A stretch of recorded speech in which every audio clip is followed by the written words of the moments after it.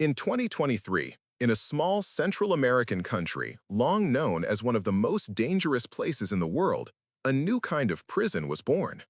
Its name is Cecot, the Centro de Confinamiento del Terrorismo, or Center for the Confinement of Terrorism. But this is not just another prison.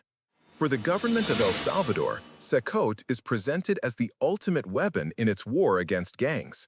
For critics and human rights organizations, it is a symbol of extreme repression, a place where basic rights disappear behind concrete walls. To understand why Cecot exists, you have to understand what El Salvador was like before it opened. For years, the country was dominated by powerful street gangs, mainly MS-13 and Barrio 18. These groups controlled neighborhoods, bus routes, markets, and entire communities. Ordinary people lived in fear. Businesses paid extortion money just to survive. In many areas, the gangs, not the government, set the rules. At its worst, El Salvador recorded more than 3,000 homicides a year, despite having a population of only around 6 million people. The country regularly appeared at the top of global lists for murder rates. For many Salvadorans, leaving the house after dark felt like a risk. Parents worried about their children being recruited or killed. It was a reality shaped by poverty, inequality, and years of civil war trauma, but in everyday life, it simply felt like chaos. When Nayib Bukele became president in 2019, he promised to change this. Young, media-savvy, and active on social networks, he presented himself as a leader who would do whatever it took to crush the gangs. In March 2022, after a particularly violent spike in murders, his government declared a state of exception, an emergency that suspended some constitutional rights. Under this state, police and the military were given broad powers to arrest people suspected of gang ties, often without a warrant, and to hold them for long periods with limited access to lawyers. Over the next months, security forces detained tens of thousands of people. Estimates suggest that more than 70,000 to 80,000 individuals were arrested on suspicion of being gang members or collaborators. El Salvador suddenly became the country with one of the highest incarceration rates in the world. Very quickly, the existing prison system was overwhelmed. The old facilities were already overcrowded and violent. They could not absorb tens of thousands of new detainees. The government needed a new solution, something big, something that could send a message both to the gangs and to the Salvadoran public. That solution was Cecot. Cecot is located near Tecoluca, about 70 to 75 kilometers east of the capital, San Salvador. It is intentionally far from urban centers, surrounded by hills and guarded roads. Built in just a matter of months and opened in early 2023, it is described by the government as the largest prison in the Americas, designed to hold up to 40,000 inmates. The complex covers an area often compared to several football fields put together. Inside, there are 8 massive pavilions. Each pavilion has 32 large cells. In each cell, according to reports, between 65 and 70 prisoners can be cramped together. From the outside, Cecot is a fortress. High concrete walls, watchtowers, several layers of fences, and heavy security control every entrance and exit. The prison is surrounded by a wide security perimeter. Cell phone signals are blocked within a large radius so that no communication can leak out or reach inside. Everything is designed with one objective in mind: to completely isolate those held inside from the rest of society. The Salvadoran government has used Cecot as a central part of its public narrative. In February 2023, the president released highly produced videos showing the transfer of the first 2,000 prisoners into the facility. The images went viral around the world. Lines of heavily tattooed, barefoot men in white shorts, heads shaved, hands cuffed behind their backs, running in formation.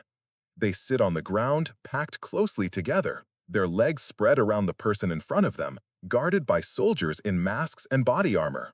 There is no individuality in these images, no names, no faces, only bodies, discipline, and absolute control. Inside the cells, life is extremely harsh. According to on-the-ground descriptions and investigative reports, Inmates spend about 23.5 hours a day locked in their cells. They are allowed out for only 30 minutes of exercise, and even that does not happen in a typical yard under the open sky, but in enclosed corridors. The cells themselves are basic. Metal bunks stacked in rows, but no mattresses, no pillows, no sheets. In theory, each cell has 2 sinks and 2 toilets, but there is no privacy. Toilets and sinks are in full view of everyone else. Cameras and guards can watch at all times. In such a crowded and controlled environment, the concept of personal space does not exist. Food is simple and limited: rice, beans, and other basic items.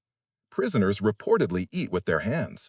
Forks, knives, or even spoons are often not allowed because they could be turned into weapons. There are no regular family visits in Cecot.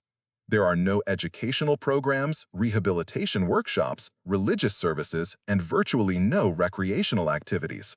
This is not a prison designed to reintegrate people into society. It is a prison designed to lock them away and keep them there, out of sight and out of mind. Even contact with the justice system is heavily restricted. Some hearings take place through video links rather than in person. For many detainees, their lawyers and families struggle to get information about where exactly they are held or what their legal status is. While some have been convicted of serious crimes, many others are still awaiting trial, caught in a legal limbo created by the state of exception. From the government's point of view, Cecot and the broader crackdown have been a success. Official homicide numbers have drastically dropped. Neighborhoods once controlled by gangs now appear calm. People can go out at night, open small businesses, and travel through areas that used to be considered no-go zones. International media have reported that El Salvador went from having one of the highest murder rates in the world to one of the lowest in the Western Hemisphere in just a few years. President Bukele's approval ratings remain extremely high, often estimated at over 80 or even 90%. For many Salvadorans, the fear of arbitrary arrest is overshadowed by the relief of no longer living under gang domination. The government proudly shows Cecot to selected foreign journalists and influencers, presenting it as a model of tough, modern security. These guided visits are carefully managed. Visitors see clean hallways, organized guards, and rows of prisoners in obedient silence.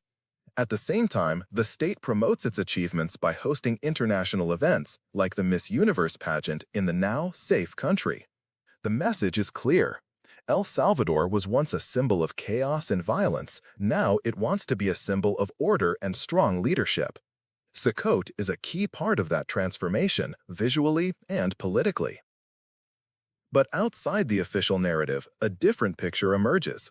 Human rights organizations such as Amnesty International, as well as independent researchers and local NGOs, have raised serious concerns about Cecot and the overall security strategy. They describe the prison as a potential black hole of human rights, a place where international standards on detention and humane treatment are routinely ignored. One major criticism is the way people are arrested and detained under the state of exception.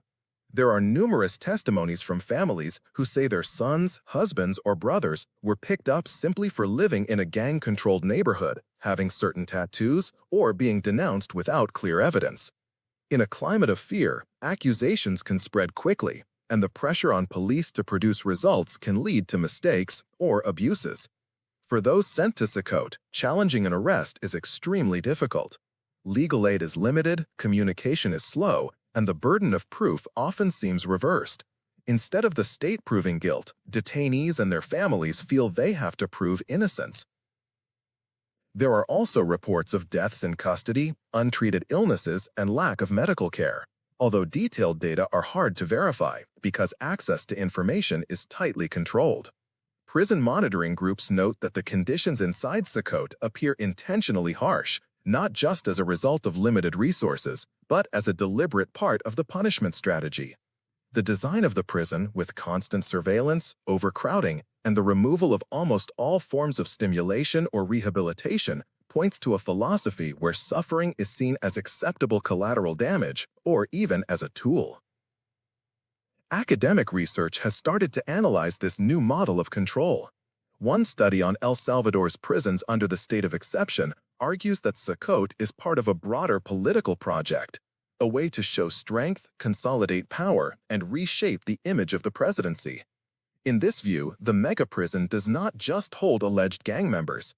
It also sends a message to the entire population about who is in charge and what happens to those considered enemies of the state.